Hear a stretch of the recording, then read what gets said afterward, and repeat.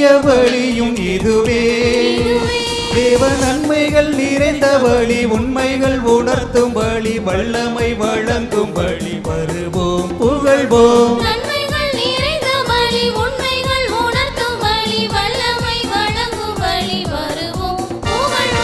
இறைவன் அளிக்கும் நல்வழி இதுவே, இனிதாய் கலந்திடுவோம்.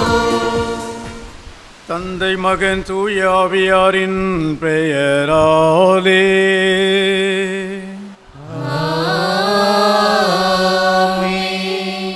நம் ஆண்டவராகிய இயேசு கிறிஸ்துவின் அருளும் கடவுளின் அன்பும் தூய ஆவியாரின் நட்புறவும் உங்கள் அனைவரோடும் இருப்பதாக.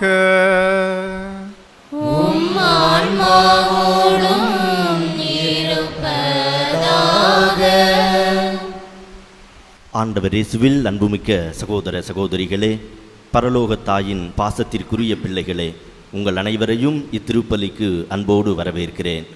இந்த திருப்பலியை தலைமையேற்று நிறைவேற்ற வருகை தந்திருக்கும் நம் பாசமிகு ஆயர் மேதகு அந்தோணிசாமி ஆண்டகை அவர்களை நம் திருத்தல பேராலயத்தின் அதிபர் சார்பாகவும் உங்கள் ஒவ்வொருவரின் சார்பாகவும் மகிழ்வோடு வரவேற்கிறேன். அன்புமிக்கவர்களே, பல்வேறு தேவைகளோடும் எதிர்பார்ப்புகளோடும் விண்ணப்பங்களோடும் நாம் பரலோக தாயினை நாடி வந்திருக்கிறோம். நம்புங்கள் நலம் பெருகும், மன்றாடுங்கள் மகிழ்வு வரும் என்பதுதான் நம் திருத்தல பேராலயத்தின் தாரக மந்திரமாக இருக்கிறது. எனவே நம்பிக்கையோடு மன்றாடுவோம். யோபுவின் முன்னைய நாட்களில் இருந்ததை விட பின்னைய நாட்களில் ஆண்டவர் அவருக்கு அதிகமாக ஆசி வழங்கினார் என்று இன்றைய முதல் வாசகத்தில் நாம் வாசிக்க இருக்கிறோம். நாமும் யோபுவை போல பரலோகத்தாயின் பரிந்துரையினால் இறைவனிடமிருந்து இரட்டிப்பான ஆசீர்வாதங்களை பெற்றுக்கொள்ள இறை அருள் வேண்டி இத்திருப்பலியை ஒப்புக்கொடுப்போம்.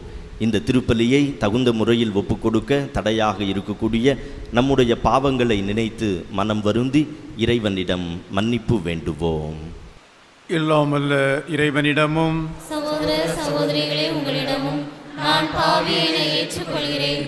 ஏனெனில் சிந்தனையாலும் சொல்லாலும் செயலாலும் கடமையில் தவறியதாலும் பாவங்கள் பல செய்தேன். என் பாவமே என் பாவமே என் பெரும் பாவமே. ஆகையால் எப்பொழுதும் கன்னியான புனித மரியாவையும் வானதூதர் புனிதர் அனைவரையும் சகோதர சகோதரிகளே உங்களையும் நம் இறைவனாகிய ஆண்டவரிடம் எனக்காக வேண்டிக் கொள்ள மன்றாடுகிறேன். எல்லாமல்ல இறைவன் நம்மீது இரக்கம் வைத்து நம் பாவங்களை மன்னித்து நம்ம நிலை வாழ்வுக்கு அழைத்து செல்வாராக. ஆமென்.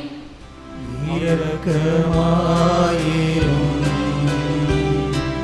ஆண்டவரே, இரக்கமாயிரும்.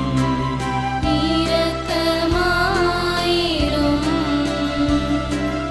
ஆண்டவரே, இரக்கமாயிரும்.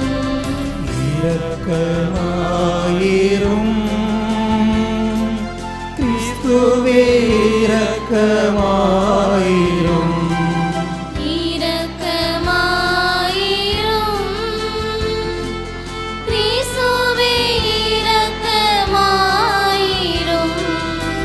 இரக்கமாயிரும் ஆண்டவரே, இரக்கமாயிரும். இரக்கமாயிரும் ஆண்டவரே, இரக்கமாயிரும். மன்றாடுவோமாக.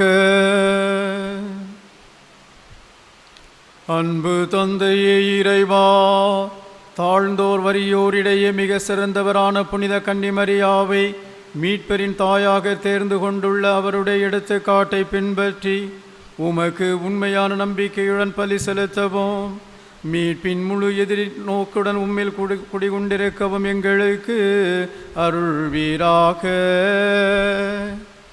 உம்மோடு தூயாவியாரின் ஒன்றிப்பில் இறைவனாய் என்றென்றும் வாழ்ந்து ஆட்சி செய்கின்ற எங்கள் ஆண்டவரும் திருமகனுமாகிய இயேசு கிறிஸ்து வழியாக உம்மை மன்றாடுகிறோம்.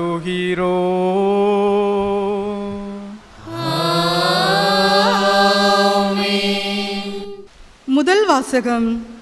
என் கண்களே உம்மை காண்கின்றன, ஆகையால் என்னையே நொந்து கொள்கின்றேன். யோபு நூலிலிருந்து வாசகம். அதிகாரம் 42, இறை திரு வார்த்தைகள் 1 முதல் 3, மேலும் 5 முதல் 6, 12 தொடங்கி 17 முடிய. யோபு ஆண்டவருக்கு கூறிய பதில். நீர் அனைத்தையும் ஆற்ற வல்லவர், அறிவேன் அதனை. நீர் நினைத்த எதையும் தடுக்க இயலாது. அறிவில்லாமல் ஆலோசனையை மறைப்பவன் எவன் என்று கேட்டீர். உண்மையில் நான் தான் புரியாதவற்றை புகன்றேன். அவை எனக்கு விளங்கா அளவுக்கு விந்தையானவை. உம்மை பற்றி காதால் மட்டுமே கேள்விப்பட்டேன். ஆனால் இப்பொழுது என் கண்களே உம்மை காண்கின்றன, ஆகையால் என்னையே நொந்து கொள்கின்றேன். புழுதியிலும் சாம்பலிலும் இருந்து மனம் வருந்துகின்றேன். யோபின் முன்னைய நாள்களில் இருந்ததை விட பின்னைய நாட்களில் ஆண்டவர் அதிகமாக ஆசி வழங்கினார். இப்பொழுது 14,000 ஆடுகளும் 6,000 ஒட்டகங்களும் 1000 ஏர் மாடுகளும் 1000 பெட்டை கழுதைகளும் அவருக்கு இருந்தன. அவருக்கு 7 புதல்வர்களும் 3 புதல்வியரும் பிறந்தனர். மூத்த மகளுக்கு எமிமா என்றும், 2வது மகளுக்கு கெட்டிசியா என்றும், 3வது மகளுக்கு கெரேன் அப்புக்கு என்றும் பெயரிட்டார். யோபின் புதல்வியரைப் போல் அழகு வாய்ந்த நங்கையர் நாடெங்கும் இருந்ததில்லை. அவர்களின் தந்தை அவர்களின் சகோதரர்களோடு அவர்களுக்கும் சொத்தில் உரிமை கொடுத்தார். அதன் பின் யோபு 140 ஆண்டுகள் வாழ்ந்தார். தம் பிள்ளைகளையும் பிள்ளைகளின் பிள்ளைகளையும் 4ஆம் தலைமுறை வரை கண்டு களித்தார். இவ்வாறு யோபு முதுமையடைந்து பல்லாண்டு வாழ்ந்து இறந்தார். ஆண்டவர் வழங்கும் அருள்வாக்கு. இறைவனுக்கு நன்றி. பதிலுரை பாடல். திருப்பாடல் 119. ஊழியன் மீது உமது முக ஒளி வீசச் செய்யும். ஊழியன் மீது உமது முக ஒளி வீசச் செய்யும். நன்மதியையும் அறிவாற்றலையும் எனக்கு புகட்டும். ஏனெனில் உம் கட்டளைகள் மீது நம்பிக்கை வைக்கின்றேன். எனக்கு துன்பம் விளைந்தது என் நன்மைக்காகவே. அதனால் உம் விதிமுறைகளை நான் கற்றுக்கொண்டேன்.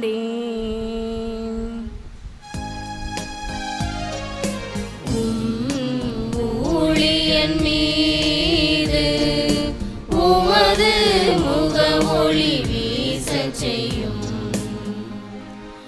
ஆண்டவரே, உம் நீதி தீர்ப்புகள் நேரியவை என அறிவேன். நீர் என்னை சிறுமைப்படுத்தியது சரியே. உம் ஒழுங்கு முறைகளின்படியே அனைத்தும் இன்று வரை நிலைத்துள்ளன. ஏனெனில் அவை உமக்கு ஊழியம் செய்கின்றன.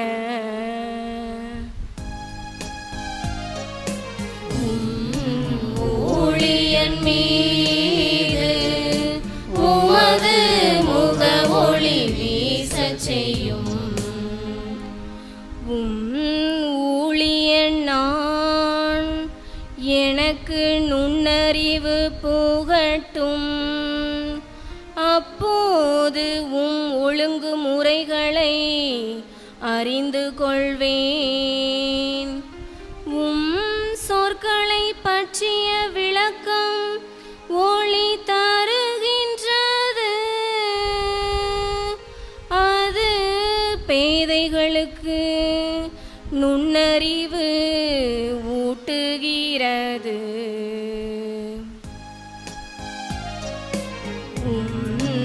ஊழியன் மீது உமது முக ஒளி வீசச் செய்யும். அல்லேலூயா, அல்லேலூயா, அல்லேலூயா, அல்லேலூயா, அல்லேலூயா, அல்லேலூயா, அல்லேலூயா, அல்லேலூயா, அல்லேலூயா, அல்லேலூயா, அல்லேலூயா. தந்தையே, விண்ணுக்கும் மண்ணுக்கும் ஆண்டவரே, உம்மை போற்றுகின்றேன். ஏனெனில் விண்ணரசின் மறைபொருளை குழந்தைகளுக்கு வெளிப்படுத்தினீர். அல்லேலூயா. அல்லேலூயா, அல்லேலூயா, அல்லேலூயா, அல்லேலூயா. ஆண்டவர் உங்களோடு இருப்பாராக. உம் ஆன்மாவோடும் இருப்பாராக. லூக்கா எழுதிய தூய நற்செய்தியிலிருந்து வாசகம். ஆண்டவரே, மாட்சி உமக்கே.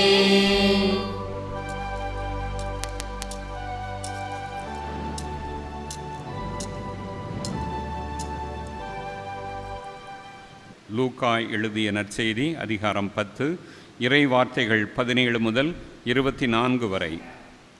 அக்காலத்தில் அனுப்பப்பட்ட 72 பேரும் மகிழ்வுடன் திரும்பி வந்து, ஆண்டவரே, உமது பெயரை சொன்னால் பேய்கள் கூட எங்களுக்கு அடிபணிகின்றன என்றனர். அதற்கு அவர், வானத்திலிருந்து சாத்தான் மின்னலைப் போல விழக்கண்டேன். பாம்புகளையும் தேள்களையும் மிதிக்கவும் பகைவரின் வல்லமை அனைத்தையும் வெல்லவும் உங்களுக்கு அதிகாரம் கொடுத்திருக்கின்றேன். உங்களுக்கு எதுவுமே தீங்கு விளைவிக்காது. ஆயினும் தீய ஆவிகள் உங்களுக்கு அடிபணிகின்றன என்பது பற்றி மகிழ வேண்டாம். மாறாக உங்கள் பெயர்கள் விண்ணகத்தில் எழுதப்பட்டிருக்கின்றன என்பது பற்றியே மகிழுங்கள் என்றார். அந்நேரத்தில் இயேசு தூய ஆவியால் பேர் ஊகை அடைந்து, தந்தையே, விண்ணிற்கும் மண்ணிற்கும் ஆண்டவரை, உம்மை போற்றுகின்றேன். ஏனெனில் ஞானிகளுக்கும் அறிஞர்களுக்கும் இவற்றை மறைத்து குழந்தைகளுக்கு வெளிப்படுத்தினீர். ஆம் தந்தையே, இதுவே உமது திருவுளம் என்றார். என் தந்தை எல்லாவற்றையும் என்னிடத்தில் ஒப்படைத்திருக்கின்றார். தந்தையை தவிர வேறு எவரும் மகனை அறியார். தந்தை யார் என்று மகனுக்கு தெரியும். மகன் யாருக்கு வெளிப்படுத்த விரும்புகின்றாரோ அவருக்கும் தெரியும்.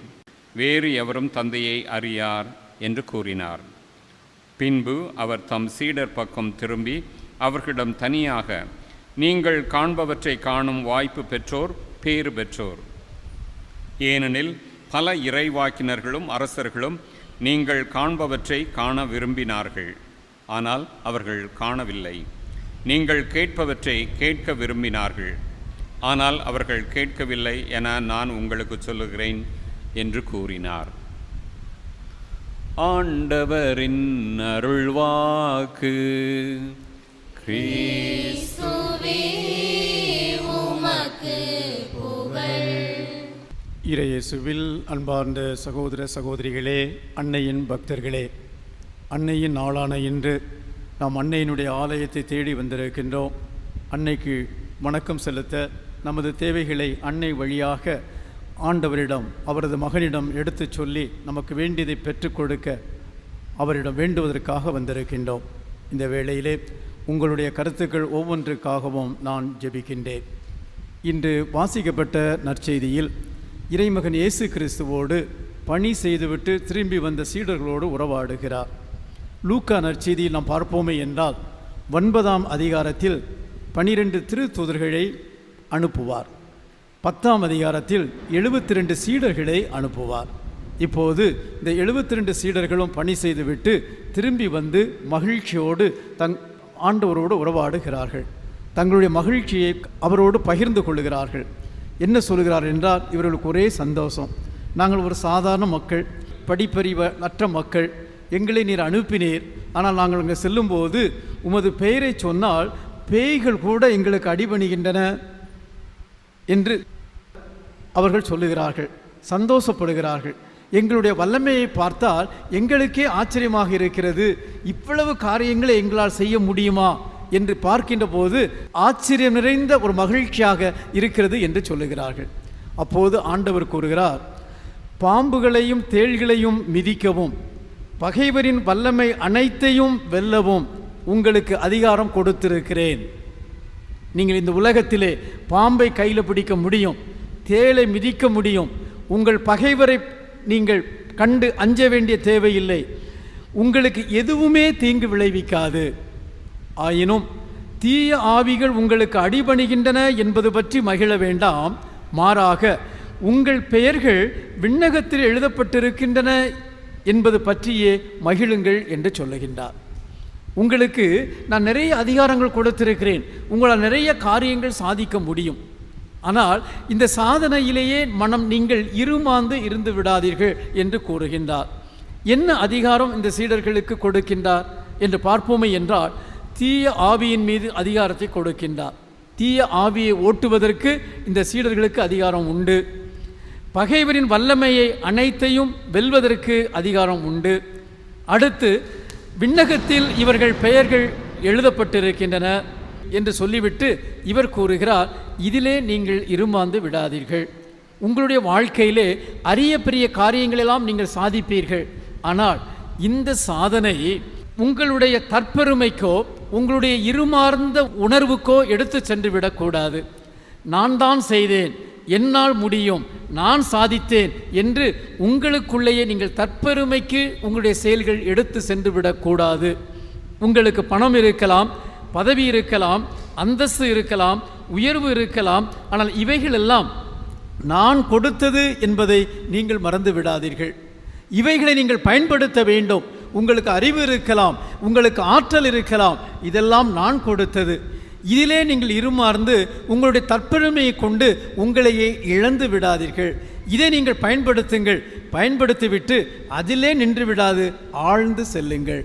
உங்களுடைய வாழ்க்கையில் கிடைக்கின்ற சந்தோஷம், உங்களுடைய வாழ்க்கையில் நீங்கள் பெற்றிருக்கின்ற அந்த அனுபவம், நீங்கள் சாதித்த சாதனைகள் அனைத்தும் அந்த சாதனையோடு நின்று விடாது, ஆண்டவரிடம் எடுத்து செல்ல வேண்டும். நாம் இந்த உலகத்தில் சாதிக்கின்ற சாதனைகள் எல்லாம் இதோடு நின்று விடுவதல்ல. உங்களுடைய பெயர் விண்ணுலகத்தில் பொறிக்கப்பட்டிருக்கிறது, அதுதான் பெரிய சாதனை. இந்த உலகத்தில் நீங்கள் சாதிப்பது அல்ல. ஆனால் அதற்காக இந்த உலகம் ஒரு பொய்யான வாழ்வு அல்ல. உலகமானது உண்மையான வாழ்வு, ஒரு உண்மையான வாழ்வு கடவுள் கொடுத்திருக்கின்ற வாழ்வாக இருக்கின்றது. ஆனால் இந்த வாழ்வை கொண்டு மறு உலக வாழ்வில் நமக்கு மகிழ்ச்சி இருக்கிறது என்பதை நாம் மறந்துவிடக்கூடாது. அதை மையப்படுத்தி வாழுங்கள் என்று சொல்லுகின்றார். அப்படி என்றால் ஆண்டவரை மையப்படுத்தி வாழ்வோமே என்றால், ஆண்டவர் தான் நமக்கு கொடுத்திருக்கிறார் என்றால், நம்மிடம் இருக்கின்ற தேவையற்ற தற்பெருமை, தேவையற்ற பொறாமை, தேவையற்ற கசப்பு உணர்வு, இவைகளெல்லாம் தானாகவே அகன்றுவிடும். நான் எனது என்று நாம் சொல்ல ஆரம்பித்தோமே என்றால் நம்மிடம் அகந்தை இருக்கும், பொறாமை இருக்கும், போட்டி இருக்கும், நான் தான் என்று தன்னையே நிலைநிறுத்தக்கூடிய ஒரு உணர்வு இருக்கும். ஆனால் ஆண்டவரை மையப்படுத்தி, ஆண்டவர் எனக்கு கொடுத்திருக்கிறார், ஆண்டவர் எனக்கு வாய்ப்பு கொடுக்கிறார், ஆண்டவர் எனக்கு திறமையை கொடுத்திருக்கிறார், வாய்ப்பை ஏற்படுத்தி கொடுக்கிறார் என்று ஆண்டவரை மையப்படுத்தி வாழ்வோமே என்றால் நாம் எப்போதும் கடவுளுடைய முன்னிலையில் தாழ்ச்சி நிறைந்தவர்களாக, நம்மையே நாம் கடவுளுடைய முன்னிலையில் தாழ்த்துபவர்களாக நாம் வாழ முடியும். இன்று வாசிக்கப்பட்ட நற்செய்தியில் இறைமகன் இயேசு கிறிஸ்துவும் கூறுகிறார், தந்தையாகிய கடவுள் தன்னை யாருக்கு வெளிப்படுத்துகிறார்? அவர் அறிஞர்களுக்கோ பெரியவர்களுக்கோ அவர் வெளிப்படுத்துவதில்லை, மாறாக குழந்தைகளுக்கு வெளிப்படுத்துகிறார். குழந்தைகள் என்று சொல்லுகின்ற போது இந்த குழந்தைகள் அந்த ரோமை சட்டம் ஆட்சி செய்து கொண்டிருந்த அந்த நேரத்தில் இந்த குழந்தைகளுக்கென்று எந்த உரிமையும் கிடையாது. இந்த குழந்தைகளை பெற்றோர், குறிப்பாக தந்தை, இந்த குழந்தையை விற்கலாம், இந்த குழந்தையை கொல்லலாம், எது வேண்டுமானாலும் செய்யலாம். இந்த குழந்தைக்கு என்று குழந்தை உரிமை என்று எதுவுமே கொடுக்கப்படவில்லை ரோமை சட்டத்தில். அந்த நேரத்தில் அந்த மதிக்கப்படாத அந்த உரிமையற்ற இருக்கின்ற குழந்தைகளை தூக்கி பிடித்து அவர் சொல்லுகின்றார், இந்த குழந்தைகளைப் போல் நீங்கள் இருங்கள். குழந்தைகள் போல் இருக்கின்ற தாழ்ச்சி உள்ளம் கொண்டவர்களிடம்தான் கடவுள் தன்னை வெளிப்படுத்துவார், கடவுளுடைய மாட்சி உங்களுக்கு வெளிப்படும் என்று அழகாக கூறுகின்றார். இன்று வாசிக்கப்பட்ட முதல் வாசகத்திலும் கூட நாம் பார்க்கிறோம். யோபு புத்தகத்தை முழுவதுமாக நீங்கள் வாசிப்பீர்கள் என்றால் முதலில் இவர் தன்னை மையப்படுத்தியே பேசுவார். நான் கடவுள் பக்தி நிறைந்தவன், நான் எந்த தவறும் செய்யாதவன், நான் கடவுளுக்காக எல்லாம் கொடுத்தவன் என்று சொல்லுகின்ற போது எனக்கேன் இது வந்தது என்று தன்னை மையப்படுத்தியே பேசிக்கொண்டிருப்பார். ஆனால் இன்று வாசிக்கப்பட்ட இந்த வாசகம் இறுதி அதிகாரத்திலிருந்து எடுக்கப்பட்டிருக்கிறது. இறுதியாக ஆண்டவர் உறவாடுவார். யோபுக்கு எதிராக 3 நண்பர்கள் வாதாடுவார்கள். அடுத்து இன்னொரு நண்பர் வருவார். கடைசியிலேயே கடவுள் வந்து உறவாடுகிறார். கடவுள் உறவாடும் போது தன்னுடைய வல்லமையை காட்டுகின்ற போதுதான் யோபு உணர்கிறார், நான் இப்போது உணர்ந்து கொண்டேன், உம்மால் எதையும் செய்ய முடியும், நீர் நினைத்ததை நீர் சாதிப்பீர், உம்மிடம் எல்லாம் அதிகாரம் இருக்கிறது என்பதை நான் ஏற்றுக்கொள்கிறேன். நான் தாழ்ச்சி உடையவனாக உம்மிடம் கேள்வி கேட்டதற்கு மன்னிப்பு கேட்டு நான் இந்த சாம்பலில் அமர்கிறேன், உம்முடைய உண்மையான நிலையை நான் ஏற்றுக்கொள்கிறேன் என்று சொல்லுகின்றார். அந்த தாழ்ச்சியிலே கடவுள் இவரை பல மடங்கு, ஏற்கனவே உயர்ந்த நிலையில் இருந்த அவரை பல மடங்கு உயர்வாக இவரை மீண்டும் உயர்த்துகிறார். ஆம் அன்பர்களே, அந்த தாழ்ச்சியில்தான் நிறைவு இருக்கின்றது. அந்த தாழ்ச்சியில்தான் நாம் முழுமையாக அந்த கடவுளுடைய பிரசன்னத்தை, வாழ்வை நாம் முழுமையாக வாழ்வாக்கி காட்ட முடியும்.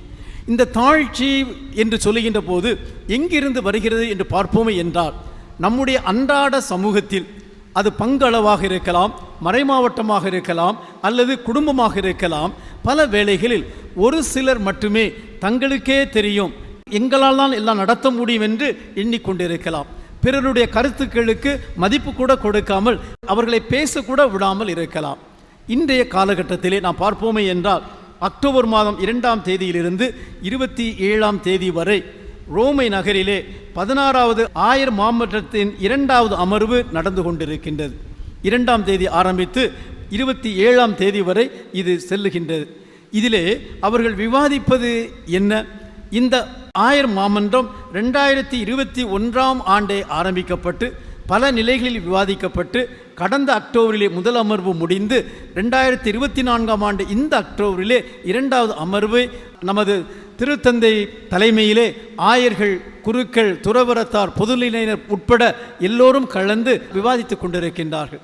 திருத்தந்தை மீண்டும் மீண்டும் அழுத்தி சொல்லுவது என்ன? தூய ஆவியானவர் யாருக்கும் ஞானத்தை கொடுக்கலாம், தூய ஆவியானவர் யாருக்கும் உண்மையை வெளிப்படுத்தலாம். அதனால் பங்கை கட்டி எழுப்புவது, குடும்பத்தை கட்டி எழுப்புவது என்பது ஒரு சிலருடைய தனிப்பட்ட ஒன்று அல்ல, மாறாக எல்லோரையும் பேச வைக்க வேண்டும், எல்லோரையும் மதிக்க வேண்டும், எல்லோருடைய கருத்தையும் நாம் கேட்க வேண்டும் என்று ஆணித்தரமாக எடுத்துச் சொல்லுகின்றார். ஏனெனில் தூய ஆவியானவருடைய கொடை என்பது ஒரு சிலருக்காக என்று ஒதுக்கி வைத்துவிட முடியாது. தூய ஆவியானவர் யாரிடமும் பேசலாம், எப்படியும் பேசலாம், எந்த நிலையிலும் பேசலாம். அப்படி என்றால் இந்த தாழ்நிலையில் இருக்கின்ற, ஒதுக்கி வைக்கப்பட்டிருக்கின்ற மக்கள் அல்லது தெரியாத மக்கள், அறியாத மக்கள் என்று சொல்வோர் மத்தியில் தூய ஆவியானவர் தன்னுடைய கருத்தை வெளிப்படுத்தலாம். அவர்கள் நம்பிக்கையில் ஆழ்ந்து இருக்கலாம். அந்த நம்பிக்கையின் வெளிப்பாட்டையும் நாம் ஏற்க வேண்டும், கவனிக்க வேண்டும். அதற்கு ஏற்ப எல்லோரும் இணைந்து இறைவன் விரும்புகின்ற வாழ்வை நம்முடைய குடும்பத்தில், நம்முடைய பங்கில், நம்முடைய மறைமாவட்டத்தில், நம்முடைய திரு அவையில் மலரச் செய்ய வேண்டும் என்று விரும்புகின்றார். ஆம் அன்பர்களே, எந்த அளவுக்கு மற்றவர்களை மதிக்க வேண்டும், மதிக்க முடியும் என்றால் நாம் எந்த அளவுக்கு நம்மையே நாம் தாழ்த்துகிறோமோ அப்போது நாம் பிறரை மதிக்க ஆரம்பிப்போம். நம்மையே நாம் தாழ்த்தி பிறரை மதித்து பிறருடைய கருத்துக்கு செவிசாய்க்கின்ற போது கடவுள் நம்மை ஆசீர்வதிப்பார். கடவுள் இன்னும் நமக்கு அதிகமாக திறமைகளை தந்து, வாய்ப்புகளை தந்து, நிறைய காரியங்களை சாதிக்க வைப்பார். அந்த சாதனையில் என்னுடைய சாதனை அல்ல, கடவுள் கொடுத்தது என்ற உணர்வோடு நாம் இருப்போமே என்றால் எல்லா நிலையிலும் நாம் இதை சாதிக்க முடியும். கடவுளுடைய பிள்ளைகளாக நாம் நிலைத்து நிற்க முடியும். அதோடு மட்டுமல்ல, மறுவுலக வாழ்விலும் புனிதர்களுடைய கூட்டத்தில் நாமும் அமர முடியும். இந்த தாழ்நிலையில் நின்று வாழ்வையே தனதாக்கி கொண்டு நமக்கு வாழ்வு கொடுத்து கொண்டு இருப்பவர்தான் அன்னை மரியாள். அன்னை மரியாள் ஆண்டவருடைய முன்னிலையில் தன்னையே தாழ்த்தினார். இதோ ஆண்டவருடைய அடிமை, உமது விருப்பத்தின்படி உமது சொற்படி எனக்கு ஆகட்டும் என்று சொன்னார். அந்த அன்னையை இன்று அகில உலக மக்களின் தாயாக, நம்முடைய தாயாக இன்று நாம் அவரை பார்க்கிறோம் என்றால் அவரை உயர்த்தியது அவருடைய தாழ்ச்சிதான். எனவே என் அன்பு மக்களே, கடவுள் நமக்கு கொடுத்திருக்கின்ற திறமைகளுக்கு, கடவுள் நமக்கு கொடுத்திருக்கின்ற வாய்ப்புகளுக்கு, கடவுள் நமக்கு செய்து கொண்டிருக்கின்ற அனைத்து நன்மைகளுக்கு நன்றி கூறுவோம். எப்போதும் நன்றி உள்ளவர்களாக இருப்போம். ஆண்டவருடைய பிரசன்னத்தில் இதை ஏற்றுக்கொள்ளக்கூடிய மக்களாக இருக்கின்ற போது, அந்த கடவுள் கொடுத்தார், கடவுள் இதை பயன்படுத்த சொல்லுகிறார் என்ற உணர்வு நம்மோடு வரும்போது கண்டிப்பாக பிறருக்கும் நாம் மதிப்பு கொடுக்க முடியும், பிறரையும் நாம் வாழ்வாக்க முடியும். எனவே எல்லோரையும் அன்பு செய்ய, நம்முடைய அருளை எல்லோரோடும் பகிர்ந்து கொள்ள, எல்லோரும் இணைந்து இறைவன் விரும்புகின்ற வாழ்வை இந்த சமூகத்தில் அமைக்க தொடர்ந்து மன்றாடுவோம். அன்னை மரியாள் நமக்காக பரிந்து பேசி என்றும் நமக்கு வேண்டிய கொடைகளை நிறைவாக பெற்று தருவார். ஆமென். அன்புமிக்க சகோதர சகோதரிகளே, கடவுள் நமக்கு செய்த நன்மைகளை நினைவு கூர்ந்திட ஒன்று கூடி வந்துள்ள நாம் அவரை மன்றாடுவோம். அவரது திருவுளத்துக்கு ஏற்றபடி நம் மன்றாட்டுக்கள் அமைய வேண்டுவோமாக. நல்ல ஆயனே எம் இறைவா, எம் திரு அவையை வழிநடத்தும் திருத்தந்தை, ஆயர்கள், குருக்கள், கன்னியர்கள் மற்றும் பொதுநிலையினரை ஆசீர்வதியும். அவர்கள் திரு அவைக்காக எடுக்கும் ஒவ்வொரு முயற்சியிலும் வெற்றி பெறவும், தங்கள் அர்ப்பண வாழ்வில் வரும் இடர்களைக் கண்டு சோர்ந்து விடாமல் நம்பிக்கையோடு நற்செய்தி பணியாற்றவும் நீரே உமது வல்லமையை பொழிய வேண்டுமென்று புனித பரலோக அன்னை வழியாக உம்மை மன்றாடுகின்றோம். எல்லாம் வல்ல இறைவா, எங்கள் மன்றாட்டை கேட்டருளும். நீதியின் தெய்வமே என் இறைவா, எம் இந்திய நாட்டு தலைவர்களை நிறைவாய் ஆசீர்வதியும். அவர்கள் மக்கள் நலனில் கருத்தில் கொண்டு செயல் திட்டங்களை நிறைவேற்றவும், பிரிவினைகளும் ஆணவமும் தன்னலமும் ஒழிந்து மக்கள் அனைவரும் அமைதியோடும் பாதுகாப்போடும் மகிழ்ச்சியோடும் வாழ நல்லாட்சி புரிய வேண்டும் என்று புனித பரலோக அன்னை வழியாக இறைவா உம்மை மன்றாடுகிறோம். எல்லாம் வல்ல இறைவா, எங்கள் மன்றாட்டை கேட்டருளும். இரக்கமே உருவான எம் இறைவா, மருத்துவமனைகளிலும் இல்லங்களிலும் உடல் நலமின்றி மனநலமின்றி வாடும் முதியோர்களை ஆசீர்வதியும். சொல்ல முடியாத பிரச்சனைகளாலும் கவலைகளாலும் நம்பிக்கை இழந்து சோர்ந்த உள்ளங்களுக்கு நீர்தாமே உமது பேரன்பையும் ஆறுதலையும் இரக்கத்தையும் பொழிந்தருள வேண்டுமென்று புனித பரலோக அன்னை வழியாக இறைவா உம்மை மன்றாடுகின்றோம். எல்லாம் வல்ல இறைவா, எங்கள் மன்றாட்டை கேட்டருளும். குடும்பங்களின் தலைவரே எம் இறைவா, ஒவ்வொரு குடும்பத்திலும் சண்டை, சச்சரவுகள், கோபம், வெறுப்பு, பகை, கருத்து வேறுபாடுகள் நீங்கி அன்பு, மன்னிப்பு, சமாதானம், மகிழ்ச்சி நிலைக்கவும், பெற்றோர்கள் ஒவ்வொருவரும் குடும்ப பொறுப்புகளை கடமை உணர்வோடு செய்து குடும்பத்தை நல்வழியில் கட்டி எழுப்பவும் அருள் புரிய வேண்டுமென்று புனித பரலோக அன்னை வழியாக இறைவா உம்மை மன்றாடுகின்றோம். எல்லாம் வல்ல இறைவா, எங்கள் மன்றாட்டை கேட்டருளும். அன்பு தந்தையே இறைவா, இன்று இத்திருப்பலியில் நம்பிக்கையோடு பங்கெடுத்து கொண்டிருக்கும் ஒவ்வொருவரையும் நீரே கண்ணோக்கி பாரும்.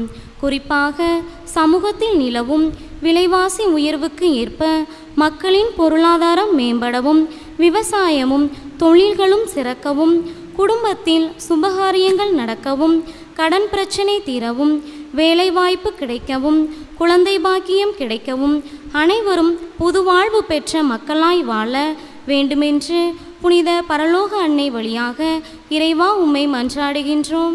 எல்லாம் வல்ல இறைவா, எங்கள் மன்றாட்டை கேட்டருளும். நாம் ஒவ்வொருவரும் நம்முடைய தனிப்பட்ட தேவைகளை இறைவனிடம் மௌனமாக எடுத்து கூறுவோம். ஆண்டவரே, உம்மை இறைஞ்சி மன்றாடும் திரு அவையின் மன்றாட்டுக்கள் உம் திருமுன் உகந்தனவாகுக. எங்கள் தகுதியில் நம்பிக்கை கொள்ளாமல் உமது இரக்கத்தை முன்னிட்டு எங்கள் மன்றாட்டை கேட்டருள வேண்டுமென்று எங்கள் ஆண்டவர் ஆகிய கிறிஸ்து வழியாக உம்மை மன்றாடுகிறோம். ஆமென். என்னையே உன்னிடம் தருகின்றேன் நான், ஏற்றுக்கொள்வாய் இறைவா. என்னையே உன்னிடம் தருகின்றேன் நான், ஏற்றுக்கொள்வாய் இறைவா.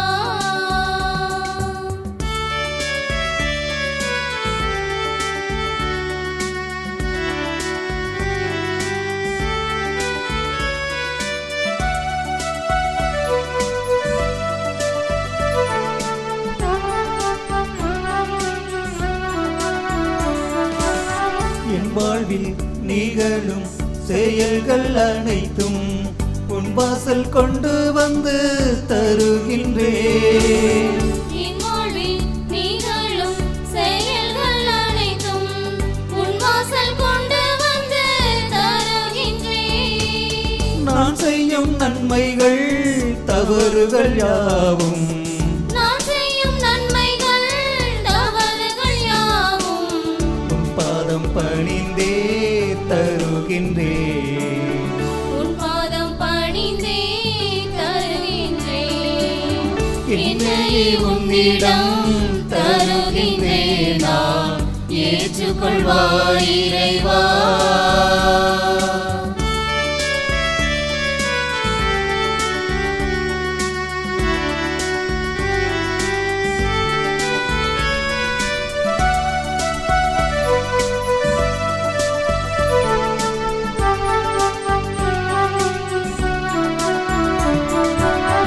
என் நெஞ்சில் அரும்பும் எண்ணங்கள் பலவும் உன்னாசீர் பெற்றிடவே தருகின்றேன். என் நெஞ்சில் அரும்பும் எண்ணங்கள் பலவும் உன்னாசீர் பெற்றிடவே தருகின்றேன். என் மன ஆசைகள் கனவுகள் எல்லாம், என் மன ஆசைகள் கனவுகள் எல்லாம் உன்னருள் பெறவே தருகின்றேன். உன்னருள் பெறவே தருகின்றேன். என்னையே உன்னிடம் தருகின்றேன் நான், ஏற்றுக்கொள்வாய் இறைவா. என்னையே உன்னிடம் தருகின்றேன் நான், ஏற்றுக்கொள்வாய் இறைவா. சகோதர சகோதரிகளே, என்னுடையது உங்களுடையதுமான இப்பலி எல்லாமல்ல தந்தையாக இறைவனுக்கு ஏற்றதாகும்படி மன்றாடுங்கள். ஆண்டவர் தமது பெயரின் புகழ்ச்சிக்காகவும் மாட்சிக்காகவும் நமது நன்மைக்காகவும் புனித திரு அவை அனைத்தின் நலனுக்காகவும் உமது கையிலிருந்து இப்படியை ஏற்றுக்கொள்வாராக. எல்லாமல்ல இறைவா, எங்கள் இறை பற்றினி காணிக்கைகளை ஏற்றருளும். உம் திருமகனுடைய மாபெரும் அன்பின் பலியை நினைவு கூறும் நாங்கள் புனித கன்னிமரியாவின் எடுத்துக்காட்டை பின்பற்றி உமது அன்பிலும் அயலார் அன்பிலும் உறுதி பெற செய்வீராக. எங்கள் ஆண்டவராகிய கிறிஸ்து வழியாக உம்மை மன்றாடுகிறோ.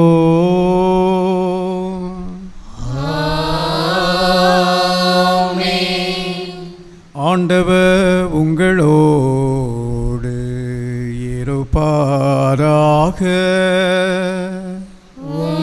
ஆன்மாவோடும் இருப்பாராக.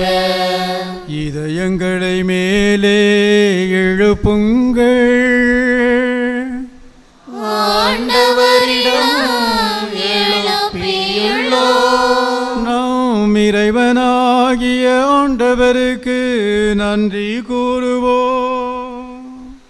அது தகுதியும் நீதியும் ஆனதே. ஆண்டவரே, தூயவரான தந்தையே, என்றும் உள்ள எல்லாமல்ல இறைவா, எந்நாளும் எவ்விடத்திலும் நாங்கள் உமக்கு நன்றி செலுத்துவதும் எப்பொழுதும் கன்னியான புனித மரியாவின் வணக்க நாளில் உம்மை இன்னும் ஏற்றி போற்றுவதும் மெய்யாகவே தகுதியும் நீதியும் ஆகும். எங்கள் கடமையும் மீட்புக்குரிய செயலும் ஆகும். தூயாவி நிழலிட்டதால் அந்த அன்னை உம்முடைய ஒரே திருமகனை கருத்தாங்கி தமது கன்னிமையின் மாட்சி நிலைத்து நின்று நிலையான ஒளியாகிய எங்கள் ஆண்டவர் இயேசு கிறிஸ்துவை உலகுக்கு அளித்தார். அவர் வழியாகவே உமது மாண்பை வானதூதர் புகழுகின்றன. தலைமை தாங்குவோர் உம்மை வழிபடுகின்றன. அவர்களோடு எங்கள் குரலையும் சேர்த்து கொள்ளுமாறு நாங்கள் உம்மை தாழ்மையுடன் இறைஞ்சி அக்களித்து பாடுவதாவது: தூயவர் தூயவர் தூயவர் வான்படைகளின் கடவுளாம் ஆண்டவர். விண்ணகமும் மண்ணகமும் உமது மாட்சியால் நிறைந்துள்ளன. உன்னதங்களிலே ஓசன்னா, உன்னதங்களிலே ஓசன்னா. ஆண்டவர் பெயரால் வருகிறவர் ஆசி பெற்றவர். உன்னதங்களிலே ஓசன்னா, உன்னதங்களிலே ஓசன்னா. ஆண்டவரே, நீர் மெய்யாகவே தூயவர். உம்முடைய படைப்புகளெல்லாம் உம்மை புகழ்வது தகுமே. ஏனெனில் உம் திருமகனாகிய எங்கள் ஆண்டவர் இயேசு கிறிஸ்து வழியாக தூய ஆவியாரின் செயலாற்றலால் அனைத்தையும் உய்வித்து தூய்மைப்படுத்துகின்றீர். கதிரவன் தோன்றி மறையும் வரை உமது பெயருக்கு தூய காணிக்கை ஒப்புக்கொடுக்குமாறு உமக்கென மக்களை இடையராது ஒன்று சேர்த்து வருகின்றீர்.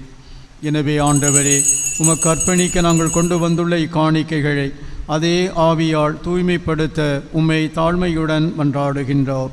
இவ்வாறு உம் திருமகனாகிய எங்கள் ஆண்டவர் இயேசு கிறிஸ்துவின் உடலாகவும் இரத்தமாகவும் இவை மாறுவனவாக. அவர் பணித்தவாறே இம்மறை நிகழ்வுகளை கொண்டாடுகின்றோம். ஏனெனில் அவர் காட்டிக் கொடுக்கப்பட்ட இரவில் அப்பத்தை எடுத்து உமக்கு நன்றி செலுத்தி ஆசி வழங்கி அதை பிட்டு தம் சீடர்களுக்கு அழைத்து அவர் கூறியதாவது: அனைவரும் இதிலிருந்து பெற்று உண்ணுங்கள். ஏனெனில் இது உங்களுக்காக கையளிக்கப்படும் என் உடல்.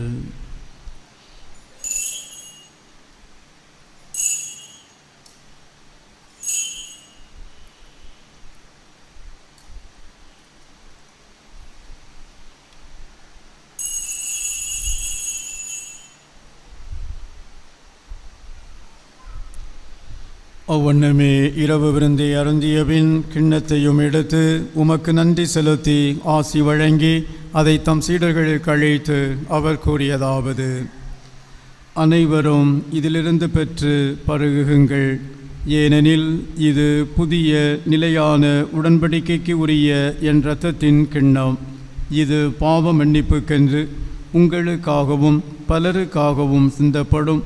இதை என் நினைவாக செய்யுங்கள்.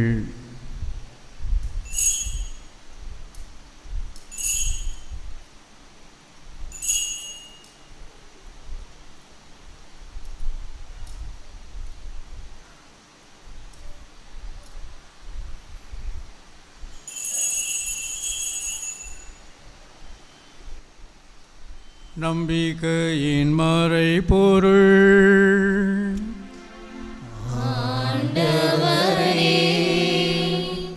நீர் வரும் அளவும் உமது இறப்பினை அறிக்கையிடுகின்றோம். உமது உயிர்ப்பினையும் எடுத்துரைக்கின்றோம். ஆகவே ஆண்டவரே, உம் திருமகனின் மீட்பழிக்கும் பாடுகளையும் வியப்புக்குரிய உயிர்ப்பையும் விண்ணேற்றத்தையும் நாங்கள் நினைவு கூறுகின்றோம். இவர் மீண்டும் வருவாரென எதிர்பார்த்திருக்கும் நாங்கள் இப்புனிதமான உயிருள்ள பலியை நன்றி செலுத்தி உமக்கு ஒப்புக் கொடுக்கின்றோம். உமது திரு அவையின் காணிக்கையை கண்ணோக்கி அருளமை மன்றாடுகின்றோம். இப்பலியினால் நீர் உளம்கனிய திருவுளமானீர். இவ்வாறு உம்முடைய திருமகனின் திருவுடல் திரு இரத்தத்தால் ஊட்டம் பெறும் நாங்கள் அவருடைய தூய ஆவியால் நிரப்ப பெற்று கிறிஸ்துவுக்குள் ஒரே உடலும் ஒரே உள்ளமும் உடையவராக விளங்க செய்வீராக. இவரே எங்களை உமக்கு இன்றும் காணிக்கையாக்குவாராக. இவ்வாறு உம்மால் தேர்ந்துபட்டவர்களோடு முதலாக புனிதமிக்க கன்னியும் எம் பாதுகாவலியுமான பரலோக அன்னை, அவருடைய கணவரான புனித யோசேப்பு, புனித திருத்துறர்கள், மாட்சிமிகு மறை சாட்சியர் மற்றும் புனிதர்கள் அனைவரோடும் நாங்கள் உரிமை பேற்றுக்கு தகுதியுடையோராவோமாக. இவர்களின் வேண்டுதலால் நாங்கள் என்றும் உமது உதவியை பெறுவோம் என உறுதியோடு இருக்கின்றோம்.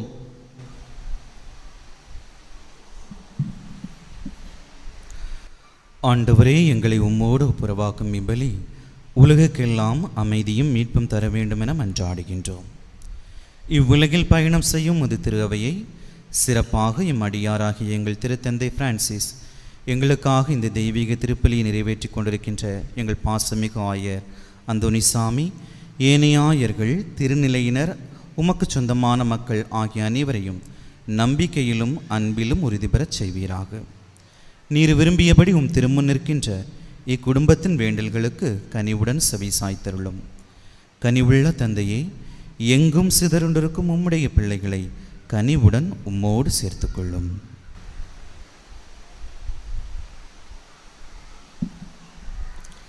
இறந்து போன எங்கள் சகோதர சகோதரிகளையும் உமக்கு உகந்தொருளாய் வாழ்ந்து இவ்வுலகை விட்டு சென்ற அனைவரையும் உமது ஆட்சியில் கனிவுடன் ஏற்றருளும்.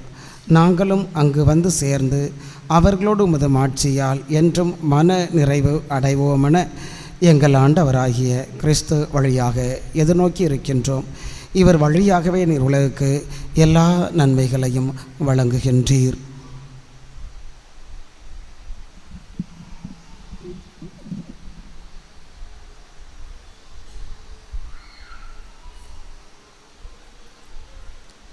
இவர் வழியாக இவரோடு இவரில் எல்லாம் வல்ல இறைவனாகிய தந்தையே, தூய ஆவியாரின் ஒன்றிப்பில் எல்லா புகழும் ஆட்சியும் என்றென்றும் உமக்கு உரியதே.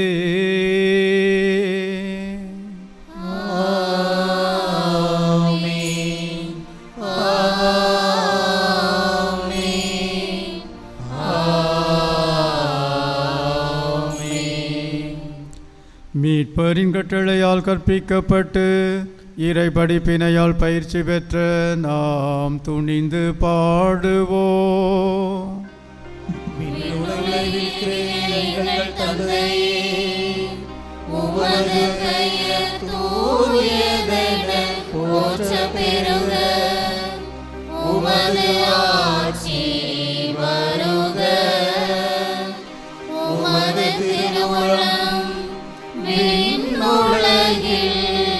நிறைவேறுவது போல மண்ணுலகிலும் நிறைவேறுக. எங்கள் அன்றாட உணவை இன்று எங்களுக்கு தாரும். எங்களுக்கு எதிராக குற்றம் செய்வோரை நாங்கள் மன்னிப்பது போல எங்கள் குற்றங்களை மன்னியும். எங்களை சோதனைக்கு உட்படுத்தாதேயும், தீமையிலிருந்து எங்களை விடுவித்தருளும். ஆண்டவரே, தீமை அனைத்திலும் இருந்து எங்களை விடுவித்து எங்கள் வாழ்நாளில் அமைதியை கனிவுடன் அருள உம்மை மன்றாடுகின்றோம். உமது இரக்கத்தின் உதவியால் நாங்கள் பாவத்தில் இருந்து எப்போதும் விடுதலை பெற்று யாதொரு கலக்கமுமின்றி நலமாயிருப்போமாக. நாங்கள் எதிர்நோக்கியிருக்கும் பேரின்பத்துக்காகவும் எம் மீட்பராகிய இயேசு கிறிஸ்துவின் வருகைக்காகவும் காத்திருக்கின்றோம். ஆட்சியும் வல்லமையும் மாட்சியும் என்றென்றும் உமதே.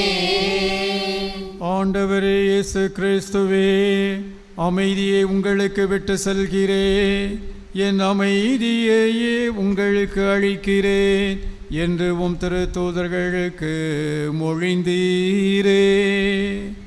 எங்கள் பாவங்களை பாராமல் உமது திரு அவையின் நம்பிக்கையை கண்ணோக்கி உமது திருவுளத்துக்கு ஏற்ப அதற்கு அமைதியையும் ஒற்றுமையையும் அழித்தருள்வீராக. என்றென்றும் வாழ்ந்து ஆட்சி செய்கின்றவர் நீரே.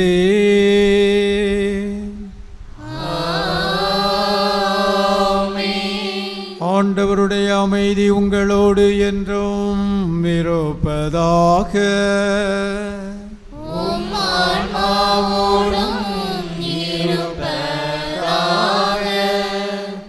ஒருவருக்கொருவர் அமைதியை பகிர்ந்து கொள்வோம்.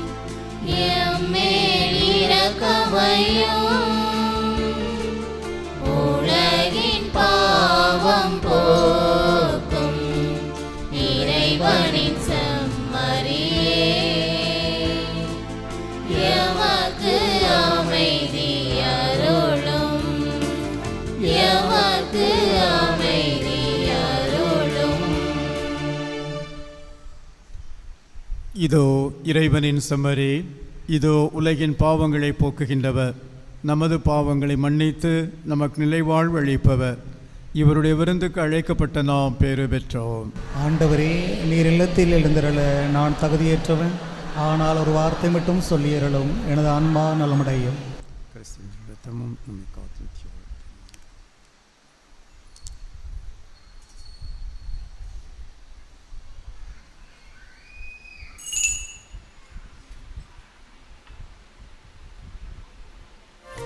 விலையில்லா அன்பை எமக்காய் தந்தாய், விருந்துண்ண உன்னை தந்தாய்.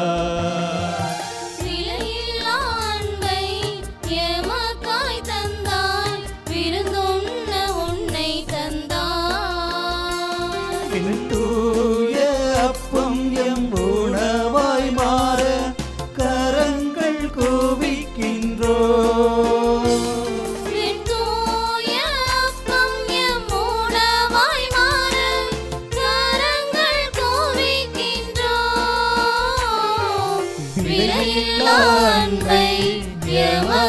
தந்தாய், விருந்துண்ண உன்னை தந்தாய். மன்றாடுவோமாக. அன்பு தந்தையே இறைவா, உமது திரு அவையை இவ்வருள் அடையாளத்தின் ஆற்றலால் உறுதிப்படுத்துவீராக. தாழ்ச்சி நிறைந்தவும் அடியாராகிய கன்னிமரியா ஏற்கனவே கண்டு மகிழ்ந்த அமைதியின் புனித காட்சியை காணும் வரை அத்திரு அவை நற்செய்தியின் பாதையில் ஆவலுடன் செல்வதாக. எங்கள் ஆண்டவராகிய கிறிஸ்து வழியாக உம்மை மன்றாடுகிறோ.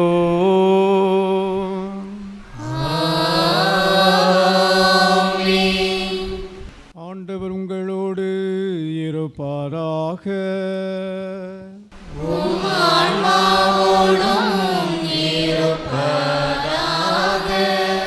எல்லாம் வல்ல இறைவன் தந்தை மகன் தூய ஆவியார் உங்களுக்கு ஆசி வழங்குவாராக.